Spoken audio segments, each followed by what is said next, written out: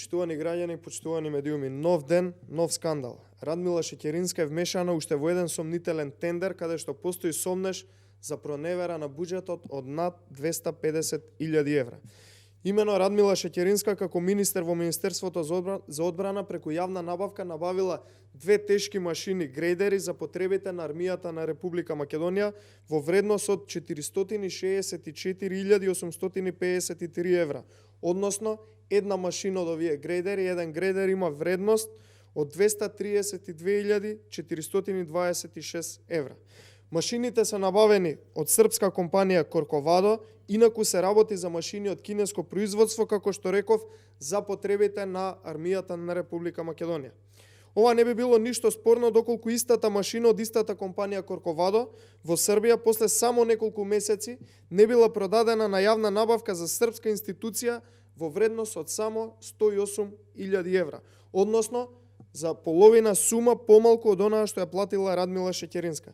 Значи, една машина грейдер модел GR1605 во Србија чини 108.000 евра, а Радмила Шеќеринска во Македонија го набавува за 232.426 евра. Овдека се сумите на двете набавки и од српската институција и од Министерството за одбрана. Очигледна е разликата од 132.000 евра по машина или вкупно 264.000 евра за двете машини, кои никој не знае каде завршиле. Со ова Радмила Шеќеринска го има оштетено буџетот на Република Македонија за над 250.000 евра. Прашањето е, ако се знае дека Радмила Шеќеринска има сериозни бизнис релации во Србија, поточно во Белград, преку нејзин близок од потесното семејство, каде завршиле овие над 250.000 евра разлика во тендерот кои што се на некој начин проневерени. Дали овие над 250.000 евра завршиле во нечиј джеб? Ова мора да се дознае и јавноста ги чека овие одговори од Радмила Шеќеринска.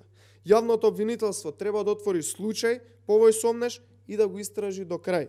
Ова е класично оштетување на буџетот на граѓаните во висина од над 250.000 евра. Почитувани граѓани, почитувани медиуми, јавноста чека разрешница, а јавното обвинителство треба веднаш да отвори случај. Благодарам. Повелете прашања.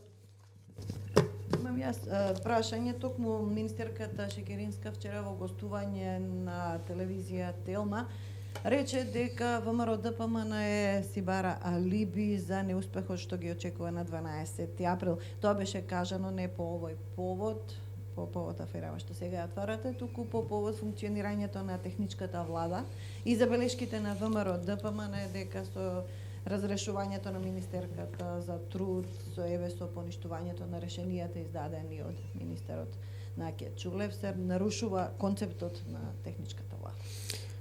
Значи, едно е јасно, и на граѓаните им е јасно, и на Радмила Шеќеринска е јасно, и на Зоран Заев и на сите во владата, тоа е дека на 12 април победува ВМРО ДПМН и тоа со огромна разлика. Граѓаните ќе ги казнат оваа влада на СДСМ, која што е најкриминална влада и најрекетарска влада во изминативе 30 години во Република Македонија, ќе ги казнат за сите постапки и ќе ги казнат за се она кое што го извршиле криминално изминатиот период.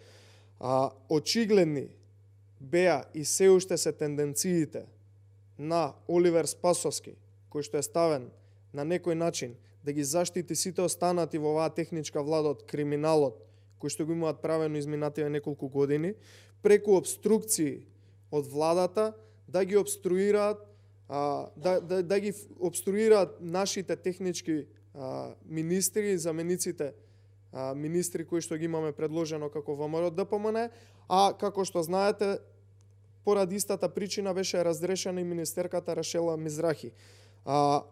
СДСМ, Радмила Шеќеринска, Зоран Заев, Оливер Спасовски, сите останати се во еден сериозен хаос, очај, кај ни влада е сериозен страв од сето она што се презентира како скандали секојдневно по медиумите, вклучително и ова дене што го презентирав во Министерството за одбрана и сите оние скандали во Министерството за внатрешни работи, вклучително и за пасошите, каде што директна е вината на Оливер Спасовски и на неговата екипа во Министерството за внатрешни работи, така да целиот овој страв произлегува од тоа дека по 12 април сите во владата кои што се огрешиле пред законот ќе одговараат.